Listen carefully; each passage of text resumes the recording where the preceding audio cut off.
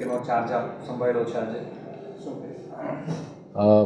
પોલીસની સૌથી મહત્ત્વની જે જવાબદારી છે એ એના કાર્યક્ષેત્રમાં કાયદો અને વ્યવસ્થાની પરિસ્થિતિ સારી રીતે જળવાઈ રહે તે રીતેની છે. ભાવનગર, અમરેલી અને બોટાદ જિલ્લામાં કાયદો અને વ્યવસ્થાની પરિસ્થિતિ વધુ સુદૃઢ અને ખૂબ સારી બને એ રીતે સંયુક્ત રીતે પ્રયાસ કરી અને કામગીરી કરવામાં આવશે. બીજું, વર્તમાન સમયની અંદર સાયબર ક્રાઇમના ગુનાઓ ખૂબ બને છે. તો એક તો જનતામાં અવેરનેસ ફેલાય એ માટે કાર્યક્રમોનું આયોજન કરવામાં આવશે. ટેકનોલોજીનો મહત્તમ ઉપયોગ કરી અને જે નાના મોટા સાયબર ક્રાઇમના ગુનાઓ બને છે એ ગુનાઓ અટકાવવા માટે ત્રણેય જિલ્લાના પોલીસ દ્વારા એક એક્શન પ્લાન બનાવીને કામગીરી કરવામાં આવશે. તે સાથે જે નશાકારક પ્રવૃત્તિઓ છે એને નાબૂદ કરવા માટે અને અંકુશમાં રાખવા માટે પોલીસ દ્વારા ઘનિષ્ઠ અને સનિષ્ઠ પ્રયાસો કરવામાં આવશે. સાથે સાથે પોલીસ વેલફેરની જે બાબતો છે, જે પોલીસ વિભાગના કર્મચારીઓ અને અધિકારીઓ સાથે સંકળાયેલી છે, એ વેલફેરની તમામ બાબતો ઉપર ધ્યાન આપવામાં આવશે. બાકી પોલીસ વિભાગની અંદર જે વહીવટી કામગીરી છે એમાં પેન્ડન્સીનું પ્રમાણ કેટલું છે એનું એનાલિસિસ કરી અને ખૂબ ઝડપથી એનો નિકાલ થાય અને કામગીરી એકદમ સરળ બને એ રીતે પ્રયાસ કરવામાં આવશે. ત્રણેય જિલ્લાના અરજદારો સિનિયર લેવલના અધિકારીઓને ખૂબ સરળતાથી મળી શકે, એમના પ્રશ્નોની રજૂઆત કરી શકે અને એમની સમસ્યાઓનું નિરાકરણ ખૂબ ઝડપથી આવે એ રીતેની એક રૂપરેખા તૈયાર કરી અને ત્રણેય જિલ્લાના એસપીને સૂચના આપવામાં આવશે, જેથી અરજીઓનું જે ભારણ છે એ ઓછું થાય, અરજીઓનો ત્વરિત નિકાલ થાય અને કોઈ ઘટના બને એ પહેલાં એ ઘટનાને નિવારી શકાય.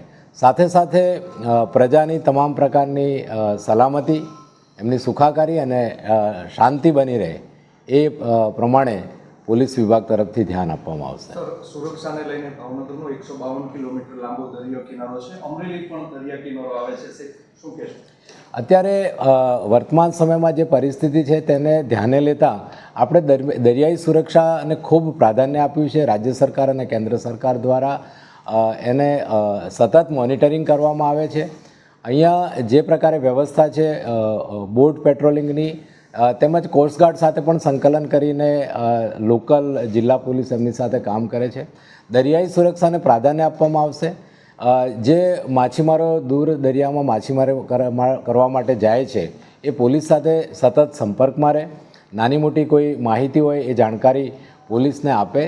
એ સાથે જે દરિયા કિનારા વિસ્તારના જે ગામો છે એ ગામોની અંદર વિઝિટ કરવામાં આવશે, મુલાકાત લેવામાં આવશે, ત્યાંના લોકો સાથે ચર્ચા કરવામાં આવશે અને મેક્સિમમ દરિયા કિનારા ઉપર જે પ્રવૃત્તિઓ થાય છે એ પ્રવૃત્તિઓ ઉપર સતત ધ્યાન આપી અને એવી કોઈપણ ઘટના ના બને અથવા એવો આપણો કોઈપણ લેન્ડિંગ પોઈન્ટ અહીંયા ના બને એ પ્રકારે પૂરતું અને વિશેષ ધ્યાન આપવામાં આવશે, તકેદારી રાખવામાં આવશે. સર, ખાસ કરીને સાયબર ફ્રોડની આપણે વાત કરીએ, અત્યારે ભારતમાં સાયબર ફ્રોડમાં ભાવનગર છે તે અવ્વલ નંબર ધરાવે છે સર, અને જીએસટી કૌભાંડનું પણ હબ બન્યું છે. અગાઉ ગુજસીટો પણ દાખલ કરેલો છે. જે આવા ગુના સાથે સંકળાયેલા લોકોને શું સંદેશો આપશો રેન્જ આઈજી તરીકે? પહેલાં તો સાયબર ક્રાઇમની આપણે વાત કરી તો સાયબર ક્રાઇમ કયા પ્રકારનું બને છે, અહીંયા શું મોડેસ ઓપરેન્ડી છે એનું એનાલિસિસ કરવામાં આવશે અને વર્તમાન સમયમાં પોલીસ વિભાગની અંદર ઘણા ટેકનોલોજીના જાણકાર અધિકારીઓ છે એ અધિકારીઓની પસંદગી કરવામાં આવશે અને મેં કહ્યું એ પ્રમાણે જે રીતે ક્રાઇમ બને છે એનું એનાલિસિસ કરીને એને કઈ રીતે અટકાવી શકાય, એને કઈ રીતે શોધી શકાય એ દિશામાં પ્રયાસ કરવામાં આવશે.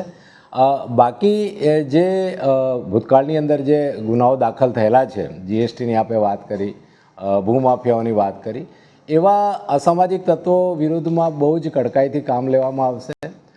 ગુજસી ટોકનો મેક્સિમમ